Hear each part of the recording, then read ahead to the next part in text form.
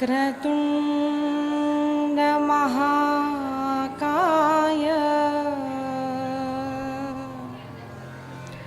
सूर्यकोटि समप्रभ निर्विघ्नं कुरु मे देव सर्वकार्येषु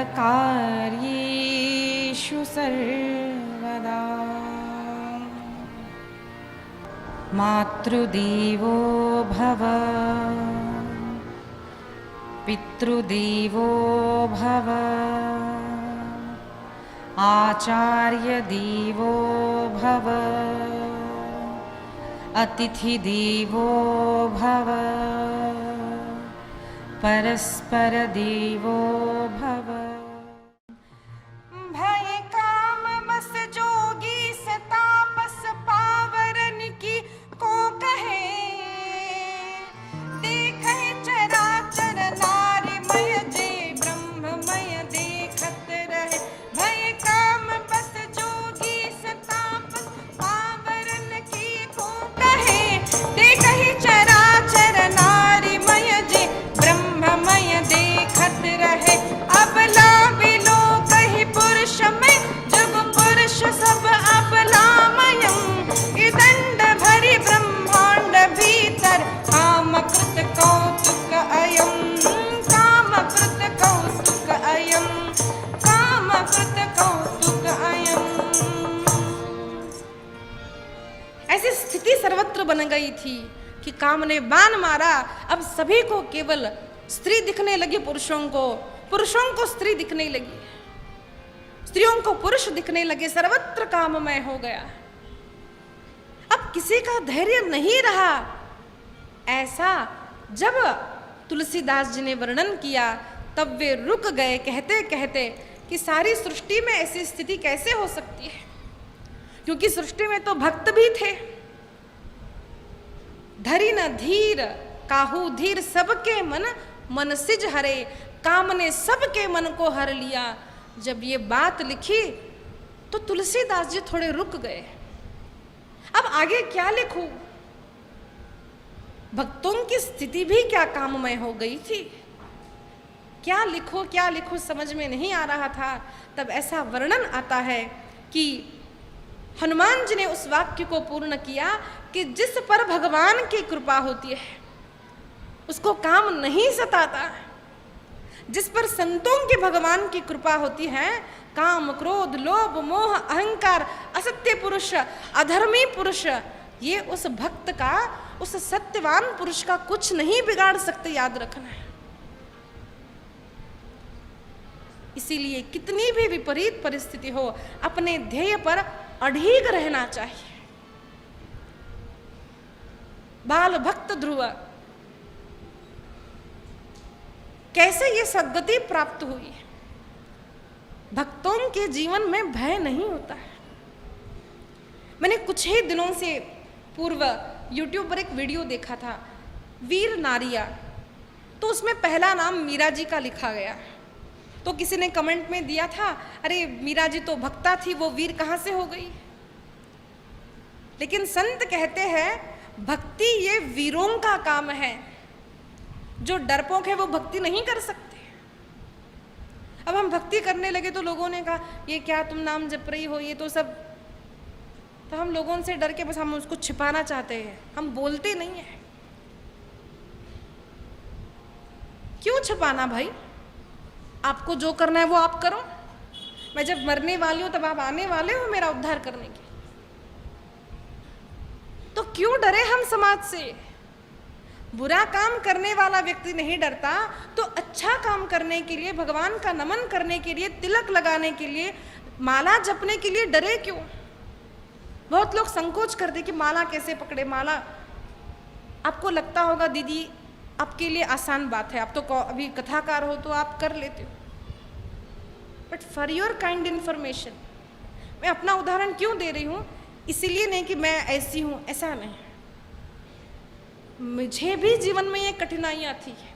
मैं अपने कॉलेज में अन्नमाचार्य जैसा तिलक लाल और सफ़ेद वो लगा के जाती थी, कभी कभार लंबी लंबी तुलसी की मालाएं पहनती, तो मैं डॉक्टर की पढ़ाई, सब हंसते थे मुझ पर, अन्नमाचार्य बोलते, कोई मीराबाई बोलते थे, तो मुझे अच्छा लगता, कोई बात नहीं, हंसने में भी अगर मैं मीराबाई जैसी हूँ मुझे अच्छा लगता था। मैं अपने कॉलेज में ऐसे जाती थी, आई फील प्राउड, मुझे अभिमान होता है, मैं लोगों के डर से अपने वस्त्रों को बदलती नहीं हूँ, अमेरिका भी जाऊंगी यही पहनूंगी। अगर आप लोगों को हमारे भारत में आकर के अधनंगा घूमना अगर आपको लज्जाजनक नहीं लगता, तो मैं पूरे कपड़े आपके देश में आकर के मैं क्यों बदलूं? मैं तिलक धारण करूंगी, अपने पति की माला ये कंठी में धारण करूंगी। कई लोग अमेरिका जाते तो मंगलसूत्र निकालते हैं, तिलक नहीं, बोलते जैसे लोग वैसे नहीं, अपने धर्म को भूलो नहीं, अपने प्रिंसिपल्स पर जीना सीखो। अपना जीवन व्यक्तिगत हमारे कुछ मूल्य होने चाहिए, कदाचित परिवार में भी सभी आपके अनुकूल न हो, इसीलिए तो भक्तों की कथा देखिए, ध्रुव की कथा देखिए, प्रसूति माता की कन्या सती की कथा देखिए, अभी हम देखेंगे प्रहलाद की कथा। सारा परिवार अनुकूल होने के बाद मैं भक्ति करूंगी, समाज जब मुझे अनुकूल होगा तब कभी भी नहीं होगा ये।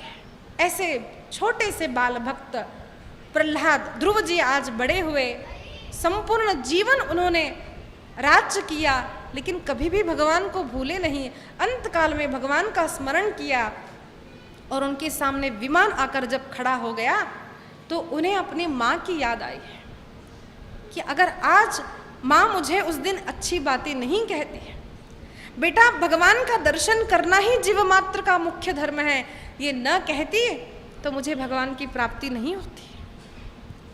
आज माँ याद आई, माँ कहाँ होगी, तो एकदम नजर ऊपर गई कि मुझे तो विमान बाद में आया है, माँ का विमान तो मुझसे भी आगे जा रहा है। जिस घर में भक्त बालक होते हैं, पहले उनके वंशजों का, माता पिता का उद्धार होता है, याद रखना। इसीलिए घर में कोई भक्ति करता हो तो उनको प्रोत्साहन कम से कम न दे सको, उनके मार्ग में विघ्न मत उत्पन्न करो।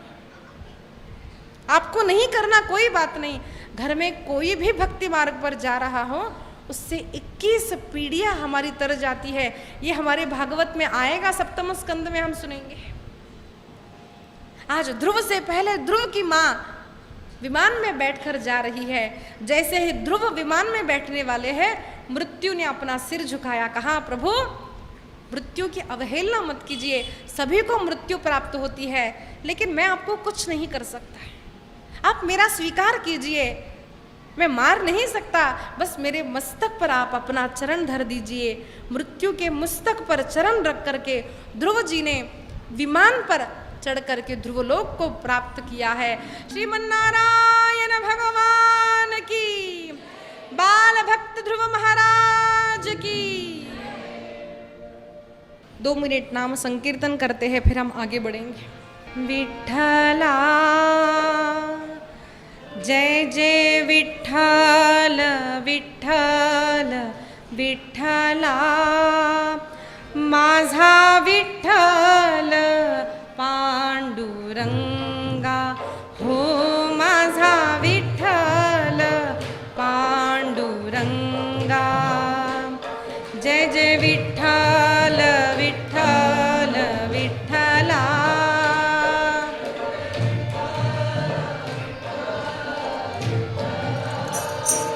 माझा विठ्ठल पांडुरंगा, हो माझा विठ्ठल पांडु। जय जय विठ्ठल विठ्ठल विठ्ठला,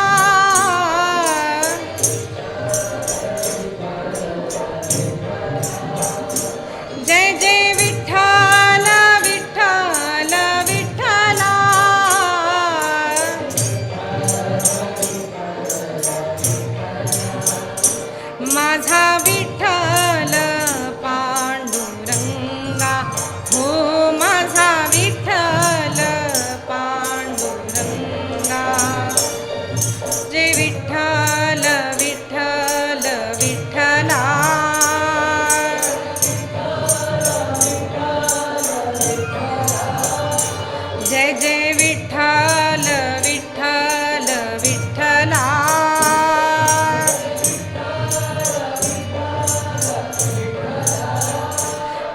माझा विठ्ठल पांडुरंगा, हो माझा विठ्ठल पांडुरंगा, हो माझा विठ्ठल, माझा विठ्ठल पांडुरंगा. जय जय विठ्ठल विठ्ठल विठ्ठला,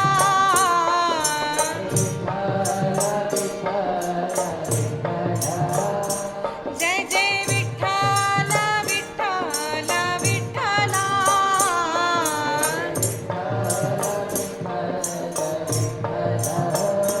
माझा विठ्ठल पांडुरंगा, हो माझा विठ्ठल पांडुरंगा, हो माझा विठ्ठल पांडुरंगा, हो माझा विठ्ठल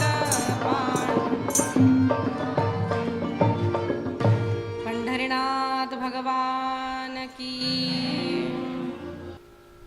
चतुर्थ स्कंद में ध्रुव जी को जब ध्रुवलोक प्राप्त हुआ, उसके पश्चात ध्रुव जी के वंश का वर्णन आया है. ध्रुव जी के वंश में अंग राजा हुए, जिनकी पत्नी सुनीता थी, जो अधर्म के वंशज थे. अंग राजा और सुनीता से एक कुपुत्र ने जन्म लिया, जिसका नाम वेण है. संपूर्ण भागवत में एकमात्र ऐसा पुरुष, एक ऐसा जीव जिसका उद्धार नहीं हुआ. क्यों? कंस का उद्धार हुआ, लेकिन वेण का नहीं हुआ. भले ही कंस बुरा था, लेकिन भगवान का स्मरण करता था. आठवां वो आएगा, किसी ना किसी रूप में भगवान का स्मरण करता. लेकिन ये वेण ऐसा था, उसने कभी भी किसी भी रूप में भगवान का स्मरण नहीं किया. अत्यंत दुराचारी पुत्र प्राकर के अंग राजा बड़े दुखे हुए. तब संतों ने समझाया कि संसार में विपरीत परिस्थिति आती है, लेकिन उसको भी भगवान की कृपा मानो. एक नाथ महाराज जी को देखिए, बड़ी अच्छी पत्नी है, लेकिन पुत्र अच्छा नहीं है. तुकाराम महाराज जी की अच्छी पत्नी गुजर जाती है, दूसरी भी अच्छी है, लेकिन कलह प्रिया है, क्रोध करती है बार बार. नरसिंह मेहता को देख लीजिए, अच्छी पत्नी लेकिन गुजर गई है. तब दुख को नहीं माना. नरसिंह मेहता कहते हैं, भली थयु भागी जंजाल, सुखे भजू श्री को. दुख भी मिला ना, तो भी भगवान की कृपा. क्यों? क्योंकि वे जानते हैं कि संसार में सुख दुख, दिन रात,